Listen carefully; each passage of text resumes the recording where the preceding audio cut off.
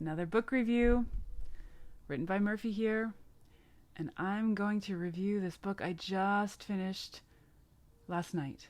9 Nasty Words, English in the Gutter, Then, Now, and Forever by John McWhorter. John McWhorter is my academic celebrity crush. Oh my gosh, I would love to have a meal with him. I would love to have a conversation with him. He's amazing. I love this guy, his words. And he loves words. He's a linguist. And he's also, I think, a literature professor. So good. He gets into words. The reason I found him is because there was a great courses about language, the history of language, I think. And he was in my ears. It was an audio great courses, and so I'm listening to it, and the whole way through I'm listening to how he talks. He's talking about talking, and I'm listening to him talk, and I'm just like, oh, this guy. And then I looked him up, and I found out he's a black man. I'm like, oh my gosh, that's even better, because in my mind I was picturing a bit my classic, leading man sort of person, and he wasn't that. But then I'm like, oh, I like him so much more now because he surprised me. And his words are great. And he just analyzes them. So this one, okay, I'm talking about words. This is talking about one of the most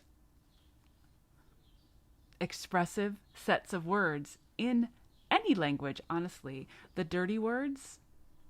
And they're hard to get to because they're not written down. People go, oh, we're going to pretend that didn't happen. Oh, bleep that, as it were. So he did some serious hard work to find out where these words came from and tell us okay, the history of how we have decided what is profane over time, as is in the records, which are still scanty because they're we can't write this one down. And it was so much fun to think about how we use these words, because we do. I certainly was raised I did not hear cusses in my environment at all. And then I was like, hey, these are handy when I became an adult. I'm like, look at this. This is a whole set of language. And I was very prissy about it. I'm like, there are better words to use than those words. I can find better ways. It's better to be more articulate.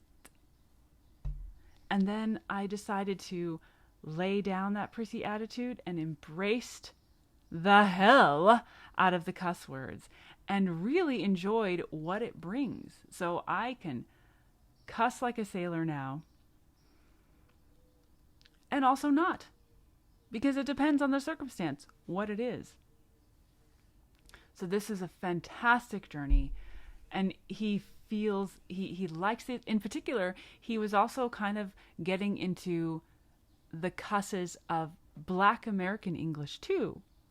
Like, yeah, that's a whole thing of itself, and other types of, the written English and the history of the beginnings where English came from, England, and all of those words, tracking how we have changed what we believe is profane and forbidden, too hot to touch. And it really talks about society. Oh, like I said, this guy, I would go hear him speak if I could anytime. He's amazing.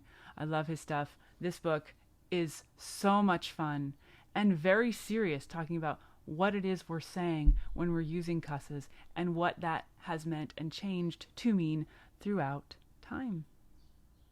So much fun. I could totally listen to it again and go through it, and it's giving me insight into how to cuss better and how to see how other people around me are using the cusses. Really good book. Super fun. And I recommend it. I don't know. What do you think? Let me know. Let's keep the conversation going.